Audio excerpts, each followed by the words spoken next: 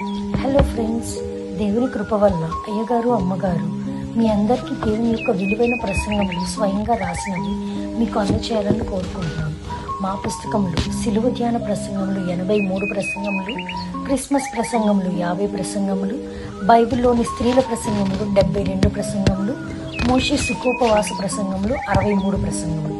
ఈ పుస్తకములు అయ్యగారు అమ్మగారు స్వయంగా రాసినవి మీ అందరికీ అందాలని కోరుకుంటున్నాము. మా పుస్తకములు కావాల్సిన వారు కాంటాక్ట్ అవ్వాల్సిన numbers: Bapatla reverend doctor P Jayapal garu, phone number 9866412025.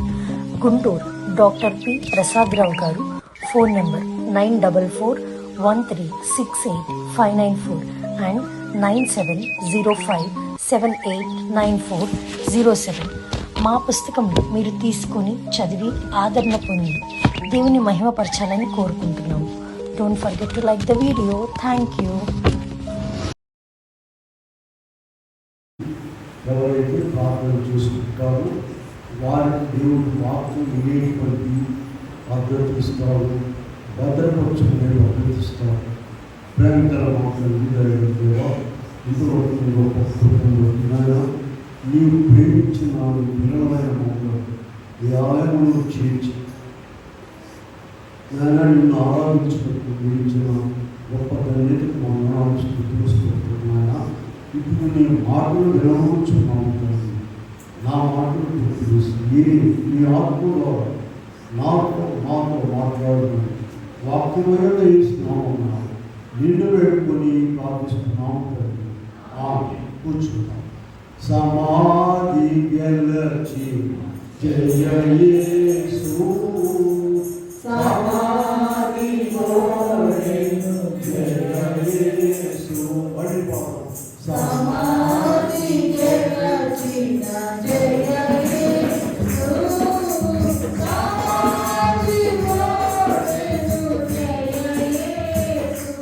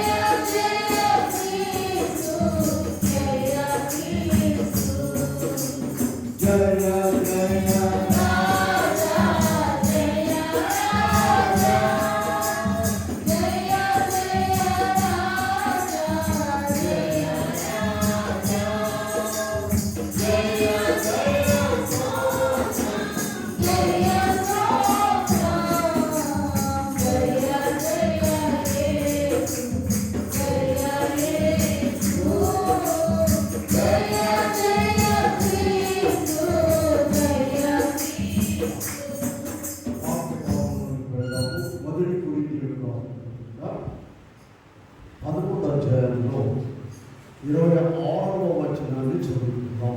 11-26.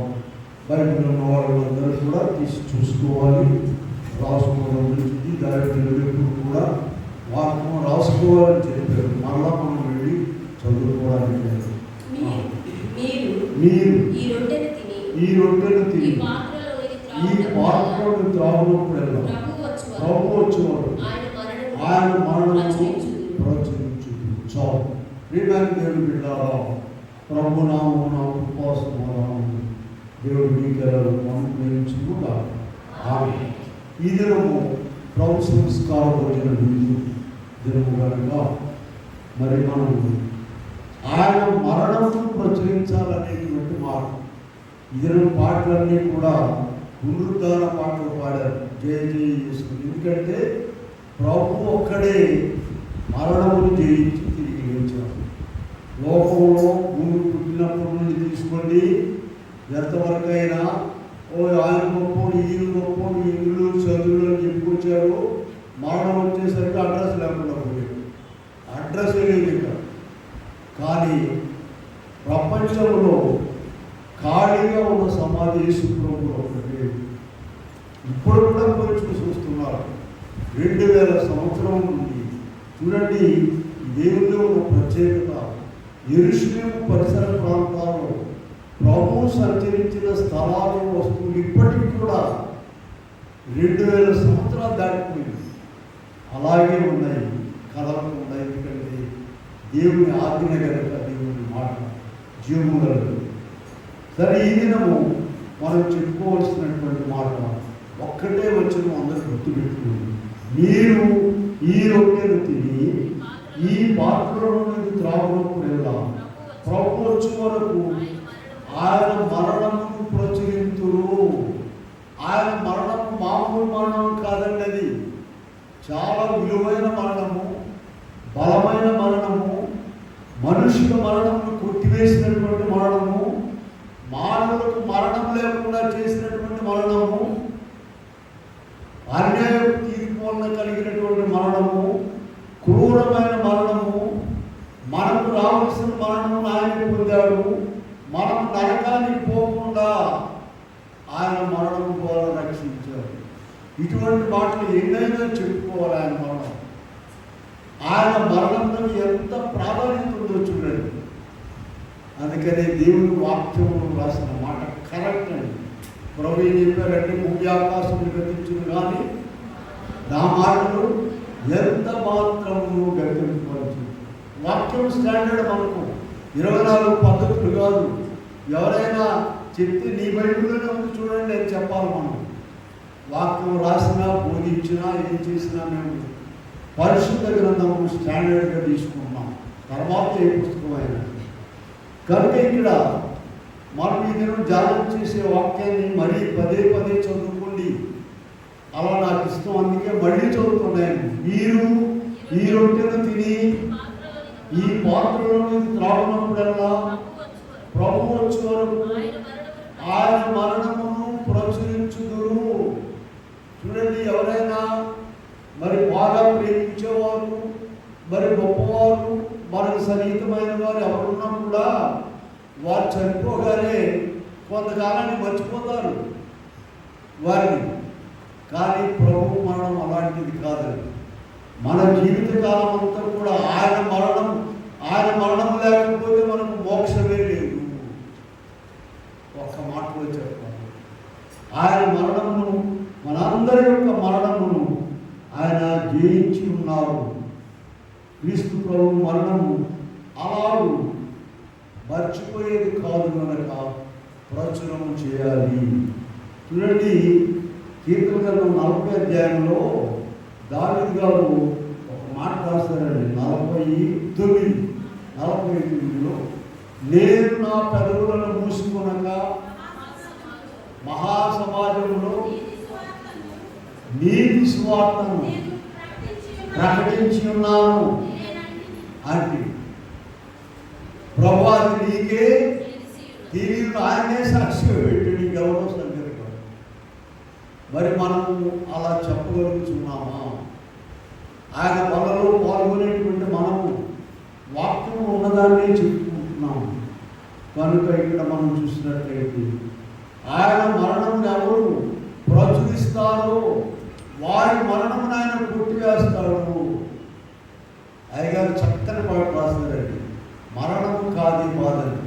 మీరు ఆ పుస్తకం చదువుకున్న తర్వాత మరణం కాది బాధ, మార్గము విడి చనిపోవాలి పరమభక్తుడు. చూడండి, ఇక్కడ ఉన్నటువంటి దుర్మార్గత అక్రమం అంతా వదిలిపెట్టి వెళ్ళడం మరణం కాదని చెప్పారు. కనుక ఇక్కడ మనం చూసినట్లయితే కొన్ని పాయింట్లు చదువుకుందాం. ఇద్దరు అసలు ప్రభు యొక్క మొదటి రాకడ ఉద్దేశం ఏంటో చూద్దాం. మొదటి అంశం ఏంటి చెప్పండి? ప్రభు యొక్క మొదటి రాకడ ఉద్దేశం ఏంటి? యెషయా గ్రంథం 9వ అధ్యాయంలో 2వ వచనంలో మనం చూసినట్లయితే, చీకటిలో నడుచు జనులు గొప్ప వెలుగు చూచుతున్నారు.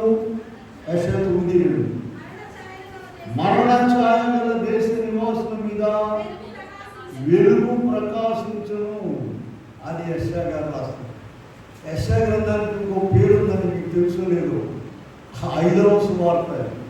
సువార్తలు 4 కానీ యేసు ప్రభు పుట్టిన మొదలుకొని చివరి వరకు అన్నీ కూడా యెషయా గారు రాస్తారు. అందుకని బైబిల్ పండితులు ఏమన్నారంటే యెషయా గ్రంథము 5వ సువార్త అన్నారు. చూడండి, ఇక్కడ మనం చూస్తే యోహాను సువార్త 8:12 ఒక మాట చూస్తాం.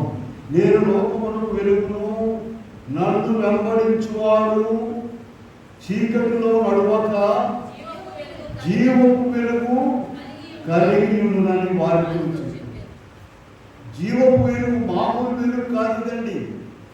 కనుక ఆయన వచ్చేటప్పుడే రాకముందే యెషయా గారు ఏం ప్రవచించారు? చీకటిలో నడుచు జనులు గొప్ప వెలుగు చూస్తున్నారు. ఏం చీకటి అది? మరణ ఛాయ. మరణ ఛాయ గల దేశ నివాసుల మీద వెలుగు ప్రకాశం. అలాగే మనం ఆరాధనకు చదువుకున్నాం.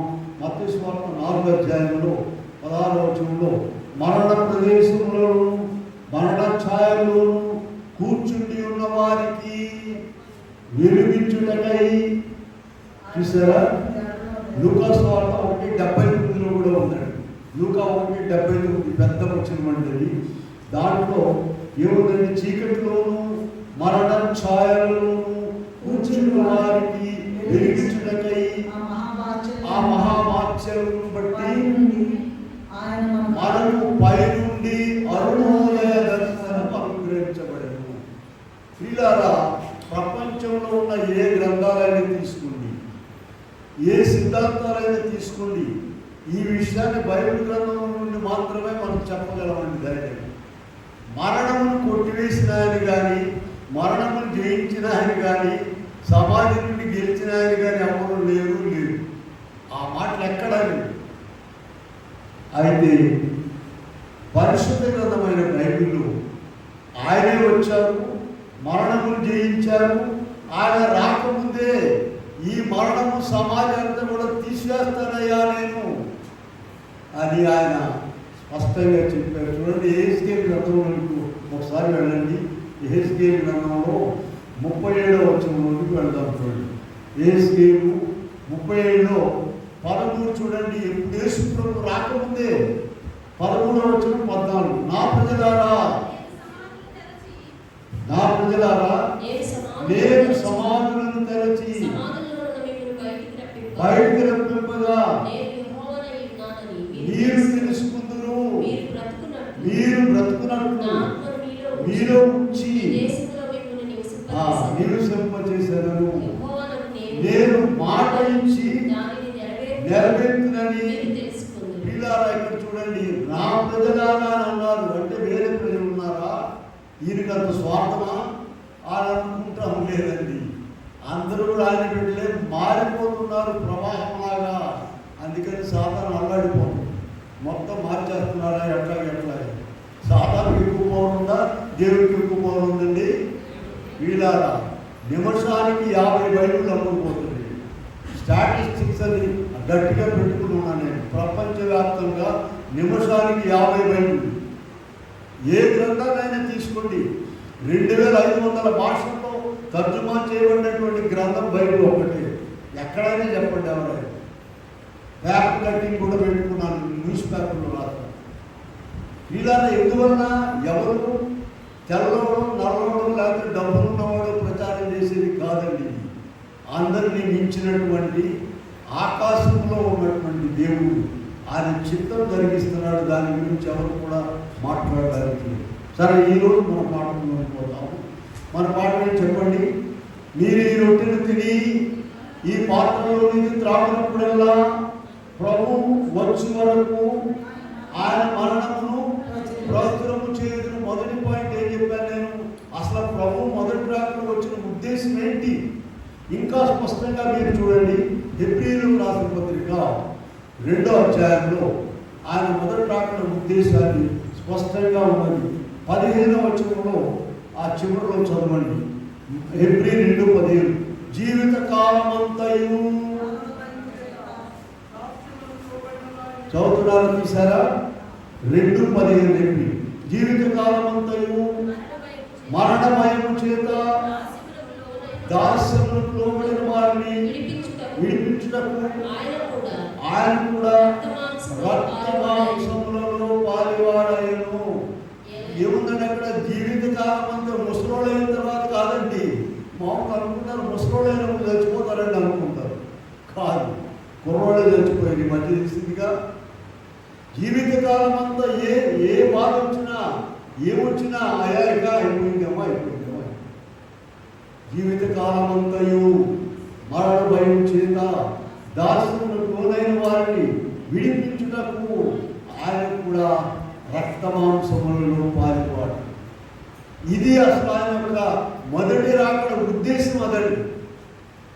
అయితే ఇప్పుడు 2వ పాయింట్ ఏం చూద్దామంటే, మనం మానవులకు అసలు మరణం ఎందుకు వచ్చిందండి?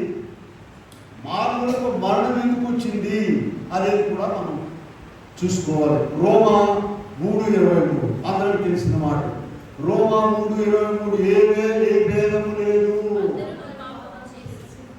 ఏ భేదము లేదు, అందరూ పాపం చేసి దేవుడు అనుగ్రహించు మహిమను పొందలేకపోతున్నారు. 6:23 చూడండి.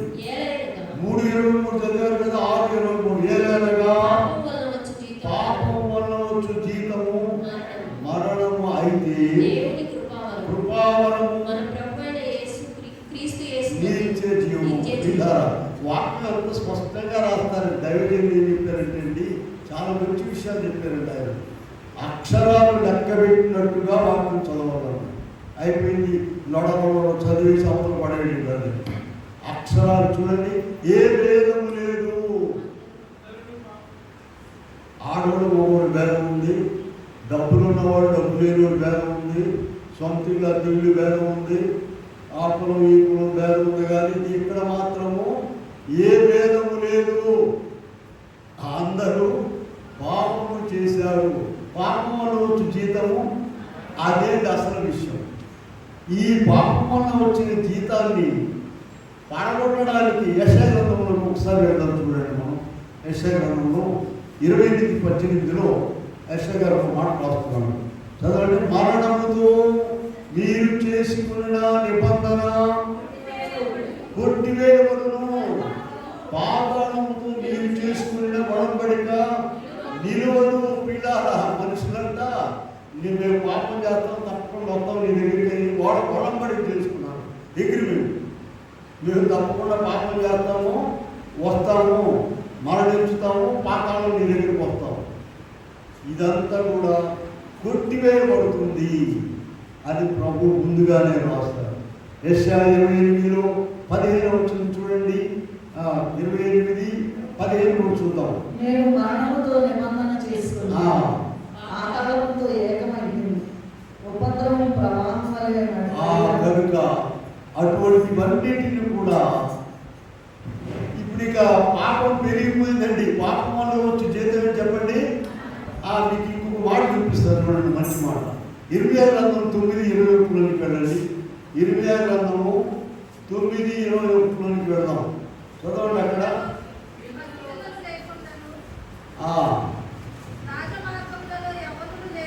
9:21 వీధులలో పశువులు లేకున్నాను, ఎవరు లేకున్నాను, మరణము మన కిటికీలను ఎక్కుచున్నది. మరణం ఎక్కడికి ఎక్కుతుందండి? మన కిటికీలను సెలవిచ్చారంటే పిల్లలకి ఎంత ప్రమాదం అవుతుందో తెలుసా? ఆ చెరువులో పడిపోయారు, ఈ చెరువులో పడిపోయారు. సముద్రం సెలవు వచ్చిందంటే మరణానికి దారి. ఎందుకని ఆడ తల్లిదండ్రులు దారి ఆడది, ఈ పిల్లల దారి ఏడది. అయిపోయినాక ఏం చేయాలన్నాక ఏడవంటే ముందుగా ఏడుపు కుదరదా చెప్పండి? దుర్దినములు రాకముందే ఇప్పుడు వీటి యందు నాకు సంతోషము లేదని చెప్పు, సముద్రము రాకముందే. వీడారా మరణము కిటికీలను ఎక్కుచున్నది. ఎందుకో తెలుసా? పాపం పెరిగిపోయిందండి, పెరిగిపోయింది. వీడాలందరూ ముందు కూడా ఒక వాక్యంలో ప్రసంగంలో చెప్పాను. కోతకాలం వచ్చేసిందండి అందరికి కూడాను.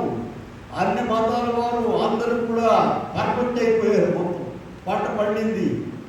ఈ పంటను కోసి ఏం చేస్తారండి? గురుగులనేమో కట్టలు కట్టి అగ్నిగుణంలోను గోధుమలను ఆయన కుట్లు.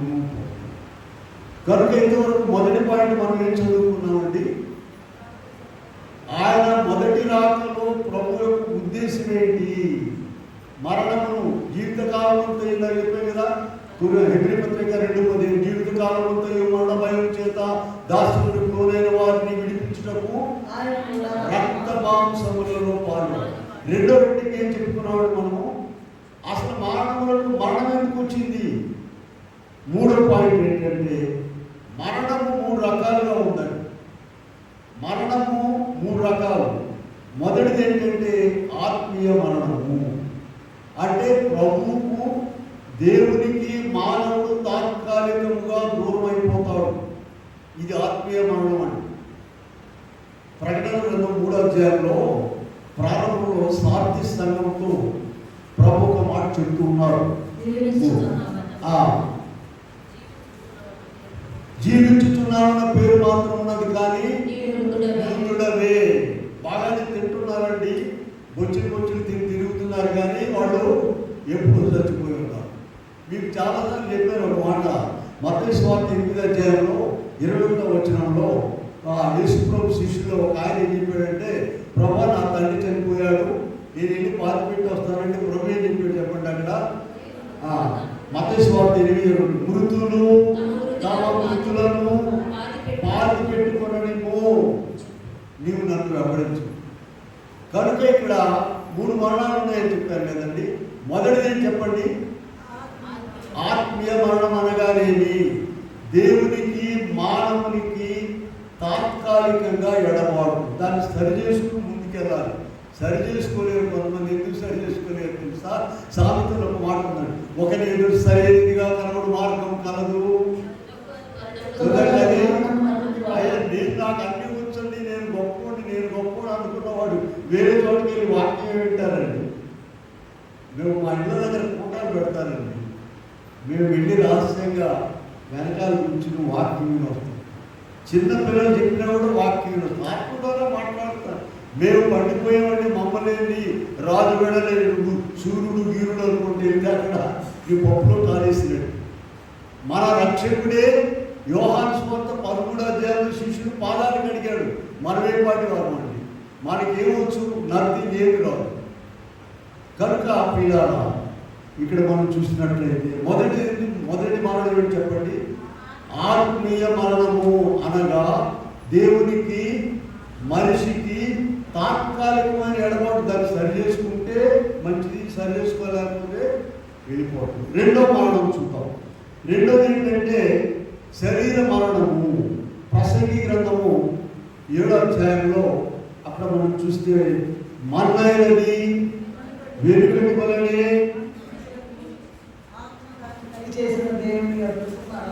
ఆ భూమికి చేరును, ఆత్మ దాని దయచేసిన దేవుని యొక్క పూర్వము.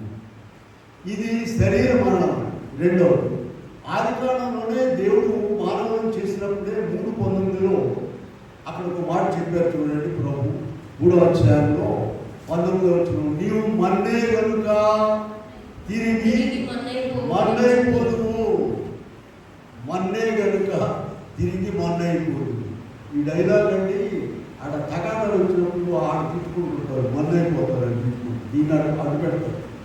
వీళ్ళగా ఇక్కడ చూసినట్లయితే దీని ఏమన్నారంటే, ఇక్కడ మానవునిలో 3 భాగాలు దేవుడు మన పోలిక మన స్వరూపమును మానవులు చేద్దాం అనుకున్నారు కదా. దైవత్వం ఉన్నది, తండ్రి కుమార పరిశుద్ధాత్మ. మానవత్వం కూడా ఉన్నది. మానవత్వం ఏంటంటే శరీరము, ప్రాణము, ఆత్మ, మూడు ఉన్నాయి. కనుక ఈ ఆత్మ శరీరము విడిపోవడం అనేటువంటిదే శరీర మరణం. ఇబ్బంది గందరగోళం లేదండి బైబిల్ వాక్యంలో. మీరు మొదటి కొరింథీ పత్రిక 2వ అధ్యాయంలో 11వ వచనం చూసుకున్నట్లయితే మనుష్యాత్మ, లౌకికాత్మ ఇవన్నీ కూడా అక్కడ మనకు కనబడుతుంది. పరిశుద్ధాత్మ వేరే. కనుక ఇక్కడ 2వ పాయింట్ ఏం చెప్పుకున్నామంటే మనము ఏం చెప్పుకున్నాం చెప్పండి? శరీర మరణము. శరీర మరణం అనగా మన శరీరంలో ఉన్నటువంటి ఆత్మ, శరీరము విడిపోతాయి. ఆత్మకు మరణం లేదు. చూడండి, 3 మీకు మొదటి దశలోనికి రాసిన పత్రికలో నేను చూపిస్తాను. చూడండి, చివరి అధ్యాయంలో 5వ వచనంలో 23వ వచనం, 5వ అధ్యాయము 23వ వచనం ఒకసారి చూద్దాం. సమాధానకర్త దేవుడే మిమ్మును సంపూర్ణముగా పరిశుద్ధపరచుగాక, మీ ఆత్మయు జీవమును శరీరమును దేవుడు తన పోలిక తన స్వరూపమును మనల్ని చేశారు. ఆత్మ, శరీరము, జీవము 3 ఉన్నాయండి. ఈ 3 విడిపోతాయి. ఆత్మ, ప్రాణము లేక జీవము 2 కలిసి ఉంటాయి. మరణం వచ్చినప్పుడు శరీరం విడిపోతుంది. చూడండి, ప్రతిదినం కూడా మనము బాగా తింటాము, మలమూత్రాదులు విసర్జిస్తాం, లేకపోతే ఆరోగ్యం ఉండదని అయిపోయింది కదా. ఒక దినం ఏకంగా శరీరాన్ని విసర్జించారు.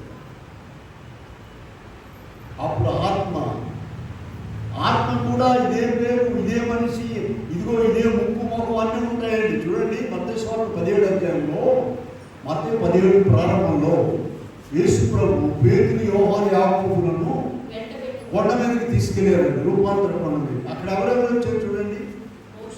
మోషే, ఏలియా ఇద్దరు వచ్చారు. ఎప్పుడు మోషే, ఎప్పుడు ఏలియా. వాడు రావడము, అపోస్తలులు వారిని గుర్తుపెట్టారు, గుర్తుపెట్టుకొని చూశారు. కనుక ఈ ఆత్మకు మరణం లేదు. అందరిని కూడా తీసుకెళ్ళి ఓ చోట పెడుతున్నాడు దేవుడు. ఈ తీర్పు దినం వస్తుందని చూశారు. అక్కడ ఆ ప్రకటనలోకి వెళ్ళండి ఒకసారి. ఆత్మలన్నీ బయటకు వచ్చేటువంటి పద్ధతి చూద్దాము. ప్రకటన గ్రంథము 20వ అధ్యాయంలో 12, మరియు గొప్పవారేమి, కొద్దివారేమి, వృద్ధులైన వారందరూ నిలువను చూచి తిని, అప్పుడు గ్రంథములు మరియు జీవ గ్రంథము 13వ వచనం, సముద్రము తనలో ఉన్న వృద్ధులను అప్పగించెను. ఎప్పుడు చనిపోయారండి? విమాన ప్రమాదాలు, షిప్ బ్రేక్లు అయిపోయి చనిపోయిన వాళ్ళందరూ సముద్రం అప్పగించిద్దంట. శరీరాలు కాదండి, శరీరాలు ఎప్పుడు పోయినాయి, భూమిలో కూలిపోయినాయి, అక్కడ చేపలే దిగిపోయినాయి. ఆత్మలకు మాత్రము మరణం లేదు. కనుక సరే, మన 3 మరణాలు కదా. మొదటిదే చెప్పండి, ఆత్మీయ మరణం అనగానేది దేవునికి మానవునికి ఉన్నటువంటి తాత్కాలికమైన ఎడబాటు. శరీర మరణం అంటే చెప్పండి? శరీర మరణం అంటే శరీరం, ఆత్మ విడిపోతుంది. మన్నైదేమో వెనుకటి వల్లే మళ్ళా భూమికి చేరున్న ఆత్మ అది విడిపోతుంది. 3వది ప్రమాదకరమైన మరణం అండి. 3వది ప్రకటనలో ఉన్నారు కదా, 21వ అధ్యాయంలో 8వ వచనంలోకి వెళ్ళండి. ప్రకటన, పిరికి వారు, అవిశ్వాసులను, అసహ్యులను, వ్యభిచారులను, మాంత్రికులను, విగ్రహారాధికులను, అబద్ధికులందరూ అగ్నిగంధములతో మండు గుండములో. ఇది 2వ మరణం. వీళ్ళారా, ఈ తీర్పు దినం అయిన తర్వాత వీళ్ళందరినీ కూడా యుగ యుగములు అగ్నిగంధకాల్లో ఉంటారు. మనకు ధనవంతుడు లాజరు సంగతి తీసుకెళ్ళండి.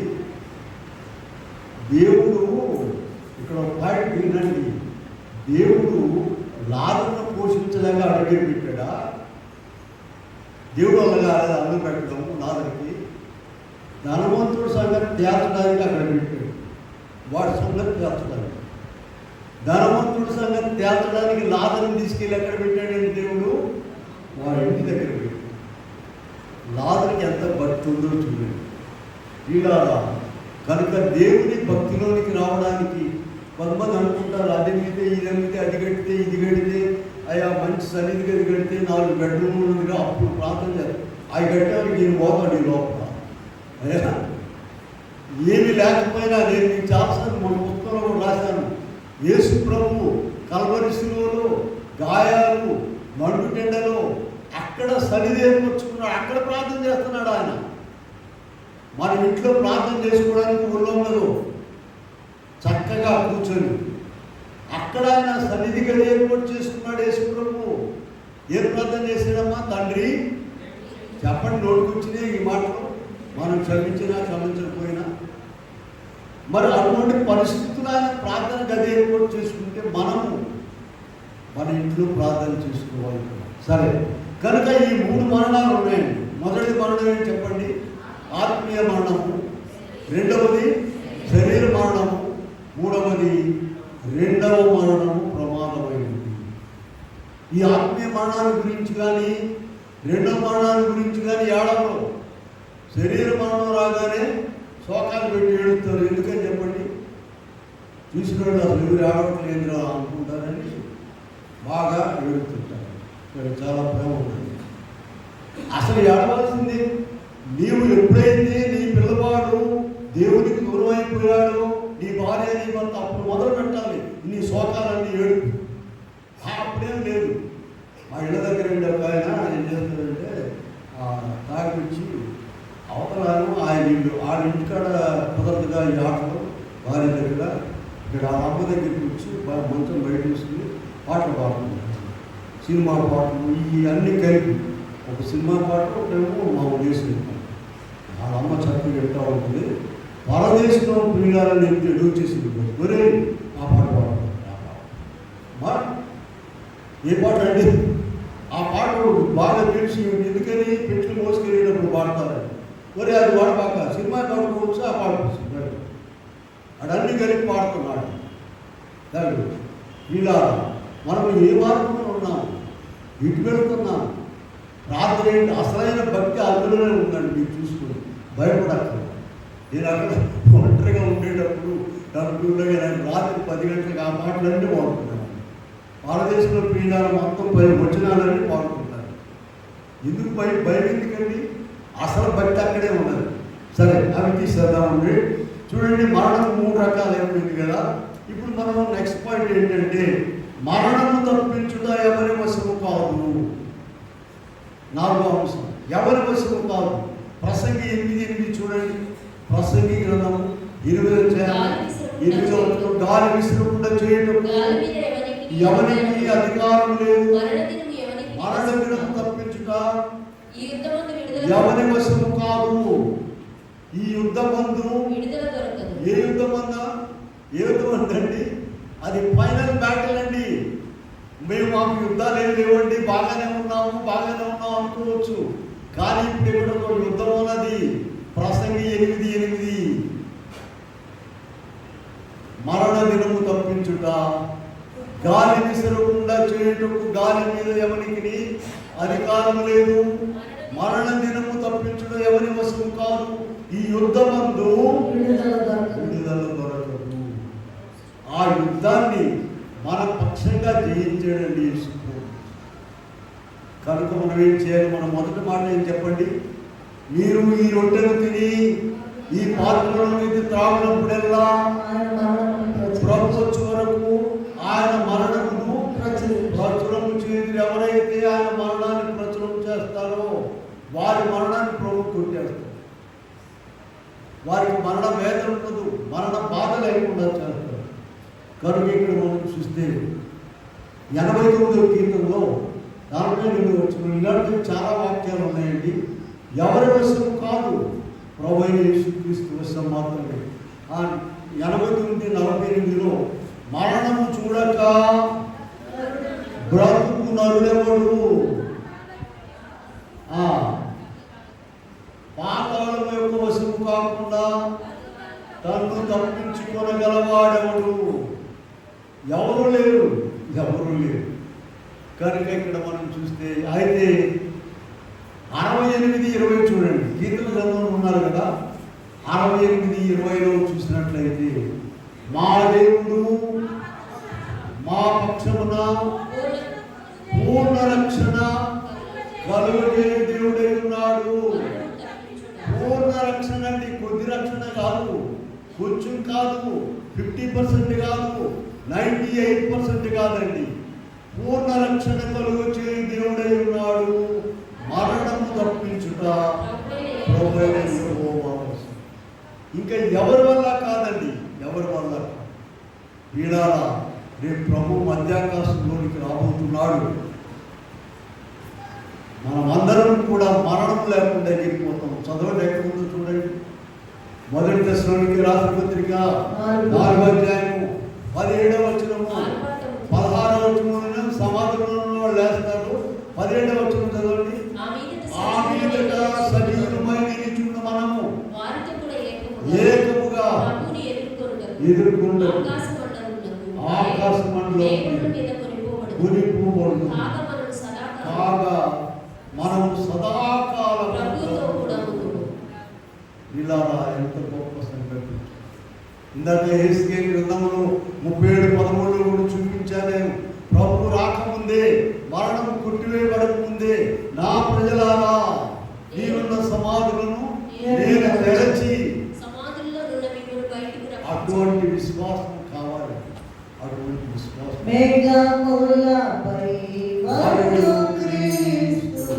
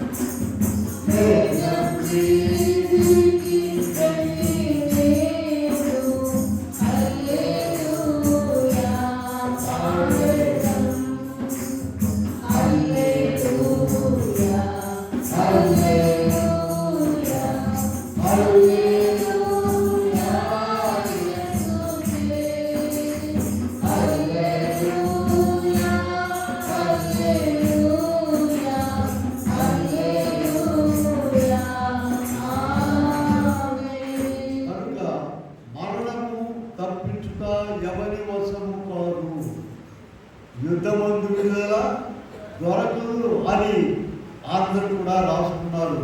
అయితే చూడండి, ఇలా దావీదు గారి గురించి పరిశుద్ధ గ్రంథంలో చాలా రాయబడి ఉంటుందండి. దావీదు గారు రెండో రాజుల గ్రంథంలో 2వ అధ్యాయంలో మనం ప్రారంభంలో చూద్దాము ఏం రాస్తున్నట్ట. 2వ రాజుల గ్రంథము 2వ అధ్యాయము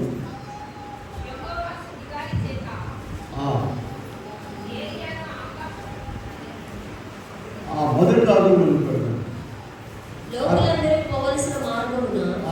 లోకులందరూ పోవలసిన మార్గమున.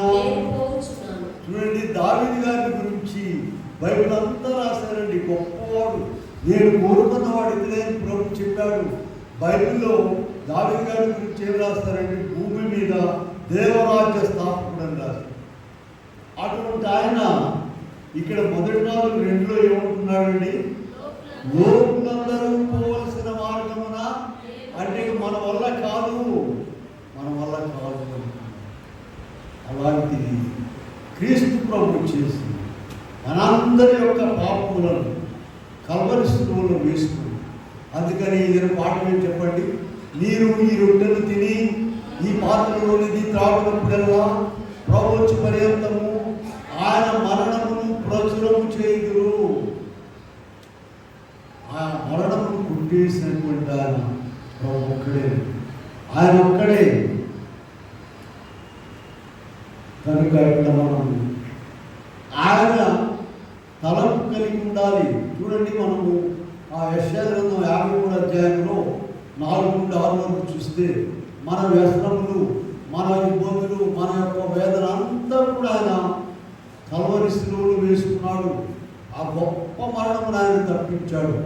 5వ వచనంలో ఆ గొప్ప మరణం ఆయన తప్పించారని చూస్తున్నాం. చూడండి, ఇక్కడ మనం చూస్తే ఆ మొదటి కొరింథీ పత్రిక 15వ అధ్యాయంలో 22వ వచనం చూద్దాం. చూడండి, మొదటి కొరింథీ 15:22లో ఆదామునందు అందరూ ఎలా మృతి పొందుచున్నారు, క్రీస్తునందు అందరూ బ్రతికించబడుచున్నారు. అందుకే ఆయన మరణం విలువైంది. ఆదామునందు అందరూ అంటారంటే, అందరంటే క్రైస్తవులు అనుకోవాలండి. దేవుని వాక్యము సర్వ మానవులను కవర్ చేస్తున్నాడు. ఏ గ్రంథం కూడా అలా కవర్ చేయదు. చూడండి, యేసే పుట్టినప్పుడు బెత్లెహేములో పరలోకం నుండి దేవదూతలు వచ్చి ఏమన్నారండి, ఇదిగో ప్రజలందరికీ కలుగబో. ప్రజలందరి సంగతి ఆలకెందుకండి, ఆయన అందరూ మనిషి, అందరికి కావాల్సింది. కనుక ఇక్కడ మనం చూస్తే ఆదామునందు అందరూ మృతి పొందుతున్నారు, క్రీస్తు ప్రభువునందు అందరూ కూడా బ్రతికించారు. అయితే ఆయన స్వరం చూడండి, ఒక మాట చూపిస్తారు. యోహాను సువార్త 5వ అధ్యాయంలోకి వెళ్ళాం. యోహాను సువార్త 5:25 చూద్దాం. చదవండి అమ్మా. మృతులు దేవుని కుమారుని శబ్దము విని గడియ వచ్చున్నది, ఇప్పుడే వచ్చి ఉన్నది. దాన్ని వినిన వారు జీవింతురని ఇలారా దేవుని కుమారుని శబ్దం వినేటువంటి అలవాటు ఉండాలి. వాక్యం వింటున్నాము, వస్తున్నాం మందిరం. ఆయన చెప్తున్నాడా, ఈయన చెప్తున్నాడా, ఈయనెవరు, ఆయనెవరు, ఈయన ఎప్పటి నుంచి వచ్చాడు, ఈయన సరిపోయాడు. ఆయన దేవుడు ఆయన ద్వారా మాట్లాడుతున్నాడు అనుకునేవారు ఎంతమంది ఉంటారండి. అలవాటు చూడండి. యోహాను సువార్తలోనే 11వ అధ్యాయంలో 43వ వచనంలో చూడండి. 11:43లో ఏముందంటే, చూద్దామా. లాజరు బయటికి రమ్మని ప్రభు పిలిచాడు, వచ్చేసాడు లాజరు. ఎందుకంటే లాజరుకు ఒక అలవాటు ఉంది, దేవుని స్వరం వినే అలవాటు ఉన్నది. నీకున్నదా? ఎవరోకి చెప్తున్నారు అక్కడే. నేను అప్పుడప్పుడు కనబడ్డాను, మందిరానికి వెళ్తున్నావా అని అంటే ఏమంటానంటే, అక్కడ అసలు ఎప్పుడు వాక్యం చెప్పేవాడు లేరండి, ఆయనకి రాదండి, ఈయన పడిపోయి ఉన్నాడు అక్కడ. దేవుని ఆలయం, దేవుని దగ్గరికి వెళదామనేటువంటి ఆలోచన లేదు. ఎందుకని? సాతాను అయ్యగారండి, సాతాను ఎదిరింపులు అనేటువంటి చిరఛేదన అనే హెడ్డింగ్లో రాశారు కొన్ని పాయింట్. దాంట్లో 8వ పాయింట్ ఏం రాశారు తెలుసా మీకు? సాతాను ఎదిరింపు పుస్తకం ఉంటే చూడండి. గుడికి ఎందుకు వెళ్ళవలేను, ఇంటి దగ్గరే ఉండి ప్రార్థన చేసుకుంటే సరిపోదా అని సాతాను చెప్పుకుందంట. అది సాతాను తనలో నుండి వచ్చిందంట. కూర్చోము, అక్కడ కూర్చోను. కనుక ఇక్కడ మనం చూసినట్లయితే పీడ ఎక్కడున్నామంటే, మనం దేవుని స్వరము వినేటువంటి అలవాటు ఉండాలి. మృతులు ఏ మృతులండి? చనిపోయి సమాధిలో ఉన్నవారు కానీ, ఆత్మీయ మరణం కూడా చెప్పాం కదా, ఆత్మీయ మరణం ఉన్నవారు మన మధ్య ఉంటారండి. మాకుంటున్నారు, జాగ్రత్తగా ఉండండి, దెయ్యాలను చూపిస్తారు. చనిపోయిన వాడు మన మధ్య తిరుగుతుంటే ఏమంటారండి? అది మీరు చనిపోయిన వాడు మన మధ్య తిరుగుతుంటే ఏమంటారు? చెప్పండి, పెద్దలే. వాళ్ళు ఎవరో తెలుసా? దేవునికి ఎడబాటైన వారు. ఇందాక మత్తయి సువార్త 8వ అధ్యాయం 21వ వచనం చూపించారు తెలుసా మీకు? తర్వాత ప్రకటన 3:1 చూపించారు, గుర్తుందా మీకు? వీళ్ళు ఏం చేస్తారంటే వాక్యం వినరు.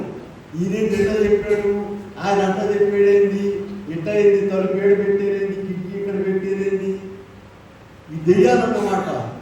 దెయ్యాలకు వాక్యం ఎక్కదు, ప్రశ్నలు ఎక్కువ ఉంటాయి. దేవుని కృప, దేవుని మహిమ చూడవాడు వీళ్ళారా. వీళ్ళేది ఎంతసేపు పెట్టారేంటి, ఇట్లా ముగించారేంది, కూటం అలా జరిపేరేంది. ఎవరండి మాట్లాడేది? చెప్పండి. మన మధ్య ఉన్నారని చెప్పాడు. చచ్చిపోయిన వాళ్ళు ఎక్కడ లేరు, మన మధ్య ఉన్నారు. దేవుడు లేకుండా, దేవుని వాక్యం లేకుండా, దేవుని వాక్యం మీద భయం భక్తి లేకుండా, మందిరము ఇది దేవుని నివాస స్థలం అనేటువంటి భయం కూడా లేకుండా ఉన్నవాడు దెయ్యాలు. వాడు ఎప్పుడో చచ్చిపోయారు. చచ్చిపోయి వాళ్ళు ఎవరికైనా పాఠాలు చెబుతామేమో చూస్తూ ఉంటారు. అలా కూడా కనుక ప్రియమైన వారు ఇక్కడ మనం చూసినట్లయితే యోహాను సువార్త 5:25 నుండి పట్టుకెళ్ళాము. దేవుని కుమారుని స్వరము నేను గడియ వచ్చినది, అది ఇప్పుడే వచ్చింది. నీకు ఆయన స్వరం వినేటువంటి అలవాటు ఉన్నదా? దేవుడు చాలా మందికి గొప్ప సేవ చేయాలని ఉంటుందండి. కొంతమంది అక్కడ నిలబడి వాక్యం చెప్పేవాడు దేవుని అనుమతి ప్రకారమే. ఈ నెలకున్నాడా, నల్లకున్నాడా, ఎత్తుకున్నాడా అని నువ్వు ఈ లోపల ఈ ఆలోచన సరిపోతుంది బతికే ఉంటున్నాడు. కనుక ఆ స్వరం వినే అలవాటు నీకు ఉండాలి. అప్పుడు మనం చనిపోయినా బ్రతికినా సరే, మొదటి దశలోనికి రాసిన పత్రిక 4:16-17 చూసారా, ఆర్భాటంతోనూ ప్రధాన దూత శబ్దంతోనూ దేవుని దూరంతోనూ ప్రభు పరలోకం నుండి దిగి వచ్చును. ఎవరండి మొదట లేచేది? క్రీస్తునందుండి మృతులైన వారు మొదట లేచును. ఆ మీదట ఆ శబ్దం వినే అలవాటు ఇప్పుడు ఉండే చూస్తున్నారు. సరే, ఇంకొక మాట చెప్పి మనకు సంస్కారాలు ఉంది కనుక బాప్తిసం సంగతి చెప్తాను. బాప్తిసానికి ఎంత ప్రాధాన్యత ఉందో చూద్దాం. రోమాపత్రికలోకి వెళ్దాం. చూడండి, రోమాపత్రిక 6వ అధ్యాయంలో మనము 4-5 వచ్చిన వాళ్ళు చూద్దాం. రోమా 6. కాబట్టి తండ్రి మహిమ వలన క్రీస్తు మృతుల్లో నుండి ఎలా లేపబడెను, అలాగే మనము నూతన జీవం పొందిన వారమై నడుచుకున్నట్టు మనము బాప్తిసము వలన మరణంలో పాల్గొని ఆయనతో కూడా పాతి పెట్టబడింది. బాప్తిసం ద్వారా ఆయన మరణంలో ఆయనతో కూడా పాతి పెట్టబడ్డాము. ఆయన తిరిగి లేచినట్టుగా మనం బాప్తిసం పొందిన తర్వాత తిరిగి లేచి ఆయన స్వరూపాన్ని ధరిస్తాం. అదే ఇక్కడ మనము బాప్తిసం ఏముంది అనుకుంటాం మనం. కనుక ఇక్కడ మనం చూస్తే ఇక్కడ ఏం రాస్తామండి? రోమా 6:5 వచనంలో మనం చూస్తే ఆయన మరణం యొక్క సాదృశ్యమందు ఆయనతో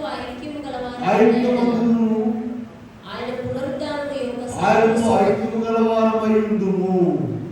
కనుక ఈ బాప్తిసానికి అంత ప్రాధాన్యత ఉంది. గలతీ పత్రికలో కూడా 3:27లో ఒక మాట ఉన్నది. గలతీ 3:27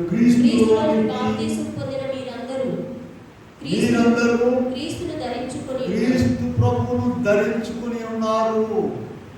అందులో గ్రీసు దేశస్తుడని ఇంకొకరని లేదు. ఇలా పౌలు గారు మాట పెట్టుకున్నారు చూడండి. గలతీ 2:20లో గలతీ పత్రికలో ఉన్నారు కదా, 2:20లో పౌలు గారు మాట చెప్తున్నాడు చూడండి. జీవించువాడను నేను కాదు. ఆయన చనిపోయాడు. ఇప్పుడు పాత సౌలు గారు చనిపోయాడు. సౌలు గారి పని ఏం చెప్పండి అండి? అందరం కొట్టడము, కోడాలతో ఈడ్చుకెళ్ళడము, దేవుని వాక్యం చెప్పేవారిని దూషించడము, ఆయనకేమొచ్చు ఈయనకేమొచ్చు, ఆయనకి రాదు ఈయనకి రాదు, ఇవన్నీ పాత సౌలు. ఇప్పుడు ఆ సౌలు చనిపోయాడు. చనిపోయిన తర్వాత క్రీస్తు ప్రభు ఆయనలో మనం పరిశీలించుకోవాల్సింది. భక్తిగా ఉన్నాం అనుకుంటున్నాం, మనంతటా మన మార్పు మనమే వేసుకుంటున్నాం. ఎవరి పక్క రాలేదు. మనము సౌలుగా ఉన్నామా పౌలుగా ఉన్నామా ఆలోచించండి. ఇప్పుడు పౌలుగా ఉంటే ఏందమ్మా చెప్పండి? తల్లు తిట్టడము, గోడాలతో కొట్టడము, ఉమ్మేయించుకోవడం, బయటకు ఈడ్చేయాలండి. చచ్చిపోయాడు. ఇది పౌలు పని. సౌలు పని ఏంటి? ఒకళ్ళు తిట్టడము, ఒకళ్ళు తనడము, ఒకళ్ళ ఉన్న తప్పులన్నీ బయటకు తీసుకురావడము, ముఖ్యంగా క్రీస్తు ప్రభువుని కలిగి ఉన్నవారు. ఇది సౌలు పని. పౌలు పని ఏంటి చెప్పండి? తలులు తినడము. ఒకటి తక్కువ 39 దెబ్బలు కొట్టారు 5 సార్లు. యూదులు చాలా నిష్ట కలిగిన వాడు. 40 కొట్టారంటే ఇక పనిష్మెంట్ లేదంటాడు. అందుకని ఇద్దరిని పెట్టి లెక్కేసి తనలో కూడా 39 దెబ్బలే కొట్టేవాడు 5 సార్లు. కనుక మనము పౌలుగా ఉన్నామా, సౌలుగా ఉన్నామా ఆలోచన. సౌలు పాతి పెట్టబడ్డాడు. సౌలు ఏమైపోయాడండి? క్రీస్తు ప్రభువుతో పాటు పాతి పెట్టబడి ఆయన పౌలుగా లేచాడు. గొప్ప పని చేశారు. 12 మంది శిష్యుల కంటే కూడా ఎక్కువ పని చేశారు. కనుక ప్రియమైన వాళ్ళ మన మొదటి మాట ఏంటి చెప్పండి? మనం ఎక్కడ చదువుకున్న ఆ మాటలు? మొదటి కొరింథీయులకు రాసిన పత్రిక 11వ అధ్యాయము. అందరూ కూడా ఒకసారి తీసి చదువుకున్నాము.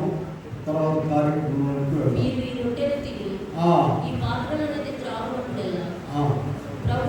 మొదటి కొరింథీ 11:26. మీరు ఈ రొట్టెలు తిని త్రాగునప్పుడెల్లా ఆయన మరణము ప్రచురించి ఇలా రవాలు ఆయన మరణమును ప్రచురం చేసి మన మరణమును పూర్తి చేసుకోవాలి. అటు కృప దేవుడు మనకు అనుగ్రహించుగా. ఆమేన్.